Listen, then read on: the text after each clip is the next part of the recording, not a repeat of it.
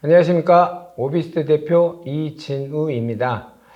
자, 시청자 여러분, 오늘은 부동산 핫 이슈 시간으로 여러분을 찾아뵐 건데요. 혹시 우리 시청자 여러분, 그 역세권 공공임대주택 사업이라는 거 들어보셨나요? 이게 이제 서울에만, 지금 대한민국에서 서울에만 있는 2008년에 제정됐습니다. 2008년 제정될 당시에는 역세권 장기전세주택 건립 관련 지구단위 계획 수립 및 운영 기준이라는 기준에 의해서 움직였고요. 지금은 이제 이름이 바뀌어서 서울시 역세권 주택 및 공공임대주택 건립 관련 운영 기준이라는 기준에 따라서 진행되고 있는 사업입니다. 시청자 여러분, 공공임대주택 하니까 어떤 이미지가 떠오르세요? 공공이 하는 거 아니야? 또는 뭐 다 뺏어가는 거 아니야? 이런 현장에서 그런 얘기들 많이 들었습니다. 근데 실상은 그렇지 않습니다. 그래서 그 부분에 대해서 오늘 전문가를 모시고 조금 자세히 이야기 나눠보는 시간 갖도록 하겠습니다. 뭐 이분은 제가 서울경제TV 할 때 그 역세권 공공임대주택 사업에 대해서 뭐 여러 번 초대를 해갖고 진행을 했던 분이고요. 아주 서울에서는 뭐 업무 실적이나 이런 것들이 굉장히 탁월한 그런 업체를 또 운영하고 있는 대표이기도 합니다. 오늘 여러분께 소개시켜 드릴 전문가는 주식회사 안시티 엔지니어링의 안중호 대표님 나오셨습니다. 안녕하십니까? 네, 안녕하세요. 대표 오랜만입니다. 네. 네. 이게 저도 그때 서울경제 할 때 만약 이게 이렇게 좋은 사업인 줄 알았으면 안 대표님 나오셨을 때 투자 목적으로 들어갔어도 대박이 났을 텐데. 그렇죠. 그때는 이제 많은 전문가 중에 한 분이셨으니까 각 부분을 제가 그렇게 깊이 파지를 못했어요. 근데 요즘 보니까 이게 뭐 엄청난 종상향이란 것도 되고 뭐 이런 장점이 있더라고요. 자, 그 전에 이렇게 제가 현장에 가 보니까 이 분이, 그러니까 정비사업장에 가 보니까 그 도시계획 업체를 하는 이 분이 얼마만큼 전문성을 갖고 있느냐라는 것도 굉장히 그 가산점을 주는 요인이기도 하더라고요. 오늘 나오셨으니까 안 박사님 양력 잠깐 소개 좀 해주시죠. 제가요? 예, 전공도 좀 소개해 주시고 지금 업체 어떤 일 하고 계신가 소개 좀 해주세요. 네, 뭐 간략히 이제 저에 대해서 말씀드리면 저는 도시계획 업체를 창업해서 한 20년 이상 운영해 왔고요. 그리고 지금 현재까지 아무 문제 없이 운영을 잘하고 있는 대표고 또 한양대에서 도시공학 박사학위를 취득해서 도시공학 박사로도 활동하고 있고요. 지금 현재 코레일 사업 심의위원 그리고 서울시 지방보조금 심의위원 그리고 강남구 도시건축 공동위원회 심의위원 그다음에 도시계획위원회 심의위원 그다음에 정비사업 관리자 자격증반의 그 전문 강사로도 활동하고 있습니다. 예, 양력으로 보면 대한민국 최고예요. 실력도 최고지만. 자, 오늘 우리 안 박사님께서 저희한테 줄 지식은 서울시 역세권 주택 및 공공임대주택 건립 관련 운영 기준, 그러니까 이 사업에 대해서 얘기해 주실 건데, 제가 오늘 질문에 앞서고 좀 찾아보니까 목적이 기반시설 용량 및 경관의 부담이 상대적으로 적은 역세권에서 주택 공급 및 공공임대주택 건립을 위한 사업계획의 수립 운영에 필요한 사항을 규정함을 목적으로 한다. 이렇게 되어 있더라고요. 이게 사람들이 잘 모르는 종상향이라는 아까 제가 오프닝 때 말씀드린 종상향이라는 정말 어마어마한 혜택이 있는데도 불구하고 아직 활성화가 안 됐다 또는 잘 모른다. 그 이유는 어떤 데 있다고 보십니까? 활성화가 안 되는 가장 큰 이유는 예. 역세권 공공임대라고 해서 역세권 250m 이내에 승강장 중심에서 이내에 위치해 있는 2종이나 3종을 준주거로까지 상향을 해주는 상황인데요. 네. 거기에 그냥 해주는 게 아니고 노후도 기준이 있고요. 기준. 또 30년 이상 건축물, 그다음에 과소 필지, 그다음에 2층 이하 건축물 기준이 있기 때문에 그 기준을 충족하는 역세권은 그리 많지 않아요. 그렇겠네요. 하긴 역세권이라고 하면 다 신축 때려 짓고 뭐 또는 그런 걸 개보축이나 대수원이라도 리모델링을 다 한 현장이 많죠. 이미 역세권은 준주거나 상업지역으로 많이 있기 때문에 기존 준주거에서 준주거로 올리는 게 큰 의미가 없지요. 주거지역인 역세권이 이렇게 많지가 않은 거네요. 그렇죠. 주거지역인 역세권이 가장 혜택이 많은데 그렇네요. 주거지역이 많은 지역이 이 노후도나 이런 요건을 충족하기가 쉽지가 않죠. 이거 히스토리 좀 얘기해 주세요. 이게 전에는 그 역세권 쉬프트였잖아요. 역세권 장기 전세 주택. 그게 이제 오세훈 서울시장 재직 당시에 이제 역세권 공급을 하면서 신혼부부나 중산층을 위한 주택을 짓겠다. 그다음에 취지는 전세를 하겠다. 그래서 장기 전세입니다. 예, 20년 맞아요. 이상 장기 전세를 전세로 준다. 시세의 80%로. 근데 그렇죠. 부동산이 계속 오름에 따라서 전세금도 오르겠죠. 그렇죠. 그러면 강남 같은 데는 역세권 공공 임대로 만약에 역세권 장기 전세를 하게 되면 10억짜리가 8억이 되는 겁니다. 근데 이제 소득 수준이 뭐 5천만 원 이하다. 그렇죠. 그다음에 8억이라는 돈을 마련하기가 어려워요. 그 소득 기준은 그때도 있었죠. 네. 그러다 보니까 이미 부모들이 재산이 많은 금수저들이 직업이 없는 거나 아니면 아빠 찬스를 써서 급여를 맞춰서 그 돈을 마련해서 입주하는 사례가 왕왕 생기면서 부작용으로 속출하기 시작합니다. 아, 전세주택의 부작용이네요. 네, 전세는 장기 전세의 부작용이죠. 서민들 위한다고 네. 했는데 그런 소득 기준이 안 맞고 뭐 예나 지금이나 비슷하네요. 그렇죠. 그 지금으로 따지면 이제 강남에서 장기 전세가 생겼다 그러면 30억짜리에서 그죠? 네, 24억을 낼 수 이야. 있는 신혼부부가 과연 몇이나 되겠냐고. 그렇죠. 그러니까 실효성이 없는 사업이 돼버렸습니다. 그래서 이름을 역세권 공공임대로 바꾸고 이제는 청약처럼 중산층이나 신혼부부 위주로 해서 청약 형식의 그 형식을 갖추면서 청약을 받게 하는 거죠. 근데 제가 이렇게 역세권 공공임대주택 이렇게 뭐 막연하게 일반 또 제가 듣는 질문도 공공임대하는 거에 막연한 거부감들이 있더라고요. 그래서 이거 뭐 공공에서 다 가져가는 거 아니야? 또는 뭐 공공이 다 뺏어가. 뭐 나이 드신 연세 드신 분들 극단적으로 이렇게 표현한 분들도 있고 그런데 이름에서 부정적인 게 좀 강조돼서 또 이런 핸디캡도 있지 않을까요? 그렇습니다. 사실은 이게 민간 주도 사업인데 그러니까요. 민간 주도 사업인데 공공임대라는 이름이 들어갔기 때문에 그렇죠. 혹시 공공 재개발이 아닙니까? 공공에서. 공특법이 아닙니까? 뭐 이런 얘기들을 많이 하고 있어요. 근데 사실은 기준 용적률이 이제 일반 주거 2종이나 3종일 경우에 200에서 250%인데 500%까지 상향을 해주는 상황입니다. 여기서 250m나 뭐 350m까지 올해 한시적으로 늘려놨죠. 그래서 그런 부분 늘어나는 용적률의 반을 공공임대로 하겠다는 취지에서 공공임대란 말이 들어갔고 여기에 공공임대조차도 예전에 우리가 재개발 의무임대죠. 의무임대는 40제곱미터 이하를 일정 부분 넣어야 되는 상황이 있었습니다.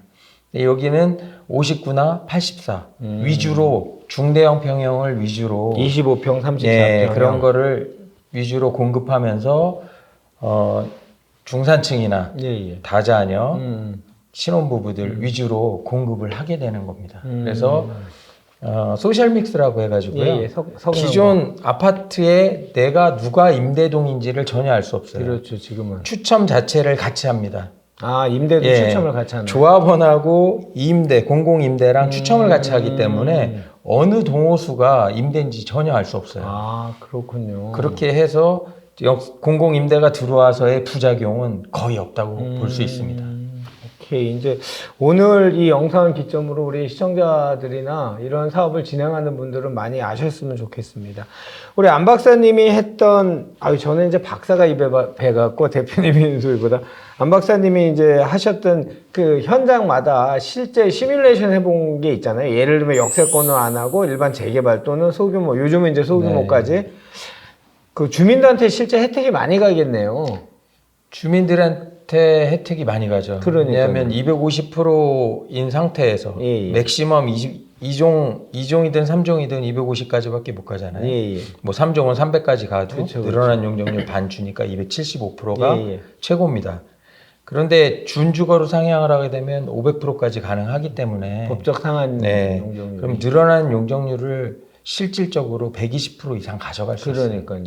근데 최소 200에서 장기 전세를 통해서, 그러니까 역세권 공공임대를 통해서 430%까지 완화 용적률을 예. 받고 예. 기부 체납에 의한 허용 용적률이 500까지 가기 때문에 예.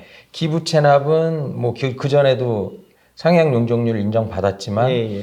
순수하게 늘어나는 건 최고 115%씩을 서로 가져갈 수 있는 상황입니다. 그러니까 민간인이 이 사업을 하게끔 유인 요인이 이제 용적률 아까 110% 이상은 115%. 115%는 조합의 수익 모델이 되는 거죠. 그렇죠. 민간으로. 그러면 250%에서 115%를 더하면 365%가 그렇죠, 그렇죠. 민간이 순수하게 가져갈 수 있는 거예요. 430%로만 지어도. 그렇죠, 그렇죠. 그럼 하기사 뭐 그렇다고 임대가 들어간다고 임대는 자재 싼 거 쓰고 이렇게 시공사가 시공하진 않지요. 똑같은 이제 가는 거잖아요. 네. 소셜 믹스이기 때문에 예. 틀리게 할 수가 없죠. 그러니까요. 소셜 믹스로 누가 당첨될지 모르는데 임대는 싸게 한다? 그거는 잘못된 정보입니다. 그런 정보가 너무 많더라고요. 네, 저도 네. 보니까. 자, 현장을 지금 제가 알기로는 우리 안종호 박사님 업체 또는 개인 일을 하시는 게 굉장히 사례가 많다고 들었는데 요 최근 사례 몇 가지만 좀 얘기해 주세요. 우리 시청자들도 네이버에서 좀 검색 좀 해보게요. 이제 제가 한 것 중에 가장 빨리 끝낸 현장이 개화산 역세권이라고. 제 방송에서 그거 예. 하셨어요, 그때. 그 전에 이제 2015년에 맞아요. 이제 시작을 해서 맞아요. 2016년에 이제 구역 지정이 됐고요. 네, 1년. 2021년에 입주를 했습니다. 이야. 그러니까 뭐 재개발 재건축 못해도 10년에서 20년 걸리는데 그것도 짧은 거죠. 10년. 여기는 구역 지정부터 기본 계획이 없어도 되기 때문에 네. 역세권은 네. 거기서부터 6년 안에 입주까지 끝난 겁니다. 대박이네요. 그리고 제가 한 현장 중에 가장 빠른 역세권 그 서울경제 때 그때 현장이에요. 샀어야 돼, 내가 그거를. 아유, 그때 얘기를 하셨는데, 그러면 주민들은 완전히 속된 말로 대박 났겠네요. 거기는 또 시행사가 좀 일부 껴 있어서 도급제로 아마 한 걸로 저는 알고 있어요. 그래서 굉장히 싼 가격에 들어가서 지금 수익은 뭐 3배 이상 나지 않았을까.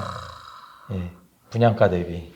개화산 역세권 또요. 네, 그리고 신의문 역세권은 저 경희대 있는데. 네, 신의문역 앞에 네. 있는 건데 신의문 역세권은 한 1000세대 미만으로 998세대, 9세대 정도로 해서 구역 지정이 났고요. 예, 예.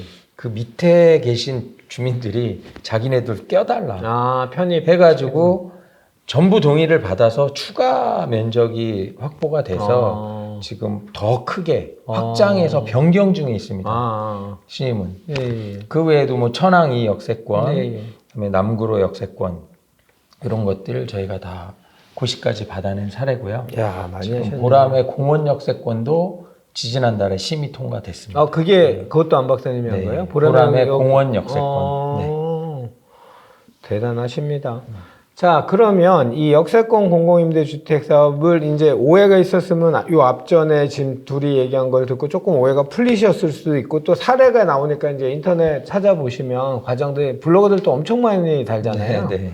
사업 방법과 그 절차를 우리 안 박사님께서 좀 설명을 해주세요. 물론 이제 저희 감독님이 이제 CG로 그 달긴 하겠지만 그래도 안 박사님이 좀 설명을 해주세요. 저희가 여지껏 그 매체에 출연하거나 예, 예. 또 저희가 방송을 하거나 제가 예, 직접 예. 방송을 하거나 컬럼을 써놓은 것들은 저희 블로그에 다 떠 있어요. 그래서 뭐라고 치면 돼요? 네이버에? 참고로 네이버에 그냥 안중호 박사라고 치면 동영상하고 그동안 컬럼 같은 거 쓴 거 좋겠네요. 이런 것들이 기사로 쭉 흘러 나오니까 그건 참조하시라고 말씀드린 거고요. 예.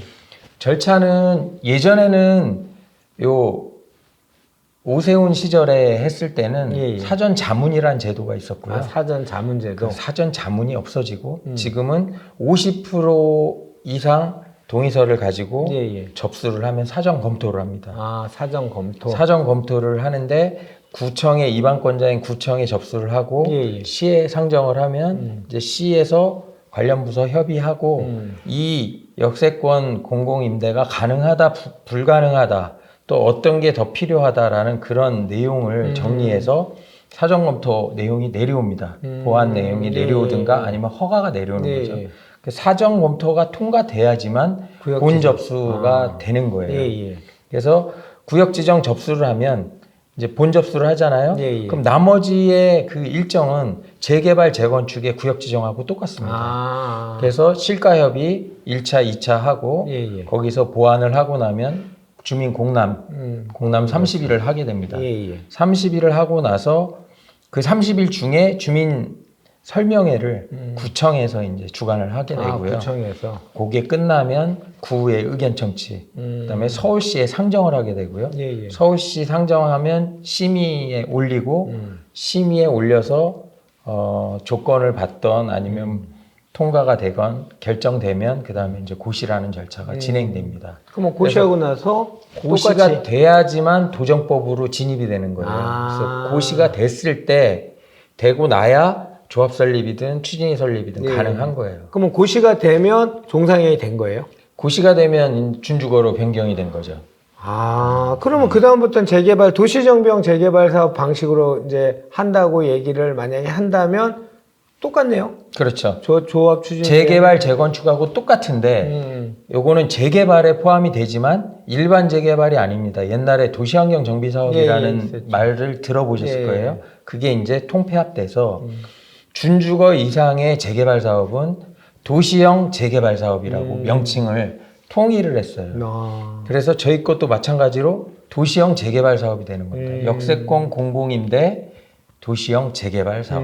그렇게 고시가 나는 거죠. 네네. 그래서 앞에는 이제 뭐 여기 이름이 나오고 예, 예. 뭐 신의문이다 그러면 신의문 역세권 공공임대 도시형 재개발 사업 조합 이렇게 나오죠. 그러면 종상향은 우리가 이제 보통 도시 관리 계획으로 결정을 하는 거잖아요. 근데 네. 이거는 역세권 개발 방식이면 만약에 종상향이 됐어요. 근데 사업이 지지분지해서 만약에 안 되는 경우도 만약에 경우 있을 수 있잖아요. 있죠. 그러면 그냥 종상향을 그냥 놔둬요? 이제 구역이 해제가 되거나 직권 해제가 되거나 예. 아니면 해제 요청을 해서 해제가 됐을 경우에 또 진행에 뭐 3년 이상, 예. 4년 이상 사업 시행인가가 안 났을 때는 직권 해제 대상입니다. 아. 그럴 경우에는 이제 해제되면 원상복귀입니다. 항상. 환원되는 거죠? 이 사업을 했을 때 준주거를 해준다는 내용이지. 그렇죠. 뭐이 사업을 하지 않는데 준주거로 해줄 필요는 없죠. 그렇죠. 네, 그래서 이 사업이 성공 사업이 안 되고 자초가 된다면 이 역시도 다시 원복이 2종이나 3종으로 원상복귀가 되는 겁니다.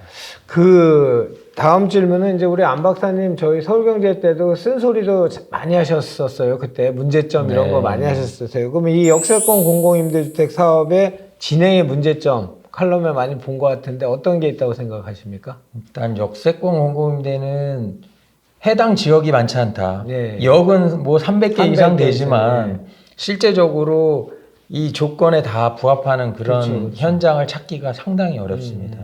그래서 그 조건에 부합되는 일단 그 조건이 뭐냐? 노후도 60% 이상 필수입니다. 그 다음에 30년 이상 주택 30%. 30%, 과소 필지 150제곱미터 이하인 게 40% 이상. 예, 점일 이용. 2층 이하로 점일 이용한 게 50% 이상인 거 중에 세 개 중에 두 개가 충족이 돼야 돼요. 그러니까 결국은 세 가지가 충족돼야 되는 그렇죠. 거죠. 60% 플러스 그래서 30. 250m 이내면서 2종이나 3종이면서 이 세 개를 포함시키는 현장이 그다지 많지 않은 겁니다. 그래서 주거 지역에서 요거에 해당되는 역세권의 주민들은 어떻게 보면 혜택 보신 거라고 그렇죠. 할 수 있죠. 그래서 제가 최근에 하고 있는 세전역세권 같은 데도 네. 제가 알기로 가로주택으로 진행을 하다가 지금 역세권으로 바꾸면서 분위기가 보험되고 업된다고 얘기를 들었습니다. 그래서 저도 세전역세권에 같이 지금 도시계획 업체로서 참여해서 하고 있는데요. 반응이 아주 좋습니다. 자, 그러면 최근에 이제 서울시의 그 역세권, 아까 300 몇 개 그 역세권의 그 고밀 이용에 대한 그 용도지역 개편을 공표를 했어요. 네. 그런 것도 아마 이 사업의 활성화에 좀 도움이 될까요? 어떻게 보십니까? 서울시의 그 스탠스에 대해서? 지금 서울시에서 하고 있는 정책들을 보면은 아직 정립화되어 있는 건 역세권 공공임대밖에 없습니다. 아, 예전부터 했던 네. 사업이니까. 지금 역세권에 관한 사업이 세 가지가 벌써 나왔는데요. 첫 번째로 우리가 지금 하고 있는 역세권 공공임대. 예, 예. 이건 2종, 3종인 일반 주거에서 500%까지 예, 완화받는 예, 겁니다. 예, 예. 그 다음에 역세권 활성화 사업. 예, 예. 활성화 사업은 400%까지 준주거로 상향해 주는데 400%까지 가능한 거고요. 그 다음에 역세권 고밀화 사업은 아까 말씀하신 대로 600%까지 가능한 겁니다. 단 뭐 환승 역세권이라든지 뭐 조건들이 대로변이 있겠죠. 있다든지 이런 조건이 붙죠. 근데 실제적으로 진행된 현장은 한 건도 없고요. 역세권 공공임대만 지금 많이 개발이 된 상태입니다. 지금 제가 알기로 한 10몇 개 정도밖에 안 했는데요. 그 중에 절반 이상은 제가 한 것 같아요.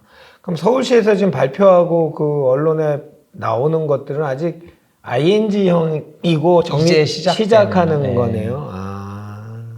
좋습니다. 자, 그러면 요 두 개는 우리 안 박사님이 주신 질문이에요. 보다 효율적인 임대주택의 운영 방안은 어떤 게 있을까? 이런 질문을 주셨는데 어떤 얘기를 하고 싶으세요? 일단 임대를 하면은 정부에서 소유하고 있는 임대가 많아야 됩니다. 지금 항상 얘기지만 홍콩의 사례를 보면 서울시의 섹터에서 주변 도시에 위성 도시에 임대주택을 지어요. 정부 소유의. 그래서 일정 거리, 일정 소득 수준이 안 되는 신혼부부나 뭐 청년이나 이런 사람들을 다소 멀긴 하지만 인프라가 잘 돼 있으니 또 전철이나 대중교통이 용이합니다. 그런 지역에 일단 살게 해준다고요. 그러니까 집 걱정을 안 해요. 집 걱정을 안 하니까 지금 결혼들 못하는 이유가 뭡니까? 집이죠. 집 최우선순위. 집값 이렇게 비싼데 집도 없이 결혼해서 뭐합니까? 맞아요.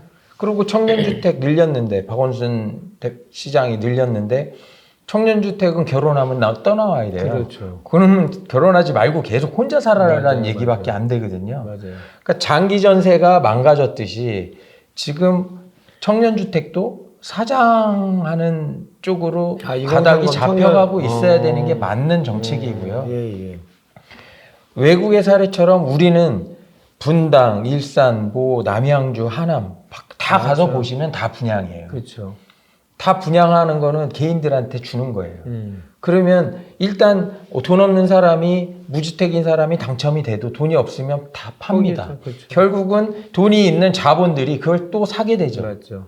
똑똑한 한 채라 그래서 서울하고 근교만 많이 오르잖아요. 네, 맞아요. 그게 부작용이라는 거죠. 앞으로는 우리가 주변 도시에 분양을 할 것이 아니고 정부 소유의 임대를 부영 아파트가 임대만 해서도 먹고 살잖아요. 재벌이죠. 예, 뭐 SH나 LH도 마찬가지입니다.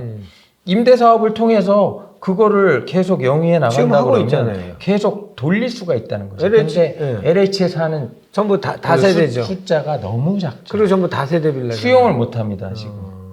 지금 중산층이나 그쵸, 신혼부부들이 맞아요. 들어올 집이 없어요. 맞아요. 들어올 집이 없어요. 그리고 40제곱미터 이하에 애 낳고 어떻게 삽니까? 맞아요. 최소한 24평, 25평이 돼야 되는데 그렇죠. 그런 측면에서 봤을 때 앞으로 임대주택은 지금 장기전세랑 공공임대가 59, 84로 바뀌었잖아요. 그거를 더 이상 분양을 하지 마시고 오래 살았다고 해서 분양하지 마시고 계속 돌리시란 얘기죠. 계속 정부 소유로. 그래서 없는 사람들 새롭게 계속 갈고 소득이 높아지면 다시 너네 나가라. 이제 소유 형태로. 나가서 소득이 이 정도면 이제 살 수가 있는 위치다라고 판단되는 소득, 실질적인 그런 기준을 빨리 마련해서 좀 보다 멀리 보고 지금 인구 절벽에 집값도 너무 천정부지로 올랐기 때문에 청년들은 정말 갈 데가 없죠. 네, 갈 데도 없고 절망 속에 삽니다. 희망을 주는 거는 청년들 새로운 신혼부부들한테 집을 줄 수 있다는 그런 정부의 능력이 필요한 시대입니다. 그래서 정부가 임대주택을 많이 보유해라. 그거를 분양하지 말아라. 그게 중장기적인 계획이다. 주거 안정을 위해서. 주거 안정을 위해서. 그렇게 됐을 때는 수요도 많이 필요하지 않기 때문에 정말 중요하게 오르는 데는 오르겠죠.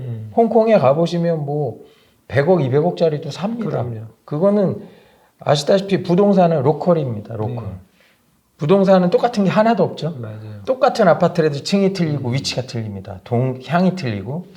그래서 부동산의 다양성 때문에 내가 필요한 부동산을 사는 거는 어떤 가격을 주고 사도 상관이 없다는 거죠. 그런 측면에서 임대를 이제 더 이상 분양으로 전환하지 마시고 정부는 즉각 임대를 그 국가에서 소유하는 임대를 최대한 늘려서 저소득이나 또 청년, 신혼부부들한테 공급을 원활히 할 수 있는 그런 수량을 확보를 해야 된다는 게 제 생각입니다. 임대관리청, 뭐 가칭 네. 이런 거를 만들어서 정부가 직접 관리를 해라. 이제 그렇죠. 그런 얘기시네요. 네. 출마를 하셔야 되겠습니다. 자, 마지막 질문입니다. 부동산 시장 안정을 위한 대책은? 이란 질문을 만들어 주셨는데 뭐 하고 싶은 얘기 다 하십시오. 참 이게 어려운 얘기입니다. 예. 윤석열 당선인도 그렇고 문재인 어렵죠. 정권에서도 너무 많은 과오를 범했기 때문에 오늘 뭐 뉴스에서 전문가들이 질문한 거에서 가장 잘못된 부동산 정책은 임대차 3법. 여러 가지가 나왔는데 제가 생각하는 건 뭐 부동산 공급이 항상 1등이 돼야 된다는 거죠. 맞아요. 지금 노후된 데 살고 싶은 사람은 아무도 없습니다. 예. 새로운 아파트, 또 아파트가 살다 보면 슬럼화되고 그렇죠. 오래되다 보면 인테리어도 해야 돼요. 그럼요. 집도 새로 지어야 되고.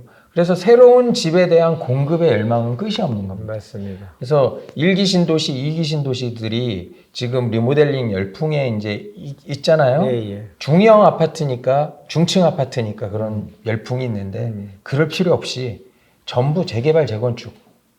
전부 다 전면 재개발, 재건축 하시고 공급 활성화 하시면 집값 잡히지 말래도 그럼요. 잡힙니다. 그럼요. 시장 원리에 의해서 살 사람이 없으면 떨어지게 마련입니다. 당연하죠.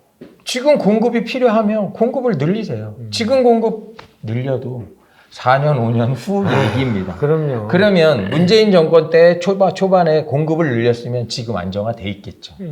돼 있겠죠. 근데 공급을 계속 억제하다 보니까 지금 말기까지 계속 오르고 있고 맞아요. 거꾸로 윤석열 당선인이 자 모든 걸 좀 풀어주고 공급 활성화 하겠다니까 지금 더 오르고 있죠. 맞아요. 제가 보는 전망은 앞으로 공급을 활성화하면 잠깐은 오르겠지만 당연히 오르죠. 중장기적으로 그럼요. 봤을 땐 안정화되지 않겠느냐는 게 모든 전문가들의 시각입니다. 근데 지금 참 어려운 시기인 것 같아요. 윤 당선인께서 정책을 피기에 네. 지금 정확하게 나라가 절단이 딱 반반이 나 있기 때문에 어떤 정책을 피더라도 어느 쪽엔 욕을 먹을 수밖에 없는 거고 시장의 부작용이라는 프레임을 씌울 것 같은데 참 어려운 것 같습니다. 저는 100% 동의합니다. 수급입니다. 가장 중요한 거는. 공급이 많으면. 근데 그 장관께서 케이크 찍듯이 아파트를 찍는 줄 아는 그런 정부였으니까 이런 과오를 많이 저지른 것 같고 지금이라도 많이 되면 좋은데 이제 내부적인 요인들이 또 걱정해요. 오늘 보니까 셧다운 하겠다고 철근 자재 네네. 거기 자재 파동인 거죠. 너무 많이 올라오니까 네. 30% 50% 이상씩 다 오르니까 그런 내부적인 요인 때문에 또 활성화가 좀 주춤할까 그것도 또 걱정이 되고. 네. 지금 모든 게 문제죠. 맞아요. 우크라이나하고 러시아에 의한 에너지발 터지면서 지금 밀도 공급이 중단되고 천정부지로 오르고 지금 외식값도 엄청나게 오르고 물가 상승이 엄청난데 갈수록 더 태산입니다. 그래서 걱정인 게 빨리 안정화를 위해서는 시장 논리에 맞는 자본주의의 꽃은 그냥 자유스러운 공급과 수요와 공급 원칙 아니겠습니까? 그럼요. 그 시장에서 만약에 동일한 브랜드, 동일한 업체들이 여러 군데가 붙었는데 품질 떠지면 여기 도태될 거고 가격이 비싸면 도태될 거고 그건 시장에서 단죄하는 거 아닌가요? 네, 맞습니다. 자, 오늘 귀한 분 모시고 오늘 역세권 공공임대주택 사업이 어떤 사업인지 그 히스토리부터 시작해서 장단점 또는 또 부동산 시장 안정을 위한 우리 고견까지 듣는 소중한 시간 가졌습니다. 네이버에 아까 치시면 된다 했어요. 그런 거 기억하시죠? 그 네이버 검색에다가 안중호 박사 또는 안중호 이렇게 치시면 그 블로그 여기 안 박사님네 블로그도 연결되고 원체 많이 갖다 펐으니까 블로그들에 많이 떠 있을 겁니다. 확인해 보시고 복이라고 얘기하셨어요. 안 박사님이. 그런 역세권에 이런 노후도를 갖고 있는 일반 주거지역을 인 지역에 계신 주민들은 복이라고 표현하셨습니다. 복 받으신 주민들은 좀 관심 가지시고 잘 찾아보시기 바라겠습니다. 오늘 저희에게 너무도 오늘 부동산 핫 이슈 시간에 너무도 소중한 정확한 지식을 주신 분은 안시티 엔지니어링의 안중호 대표님이셨습니다. 오늘 감사했습니다. 네, 감사합니다.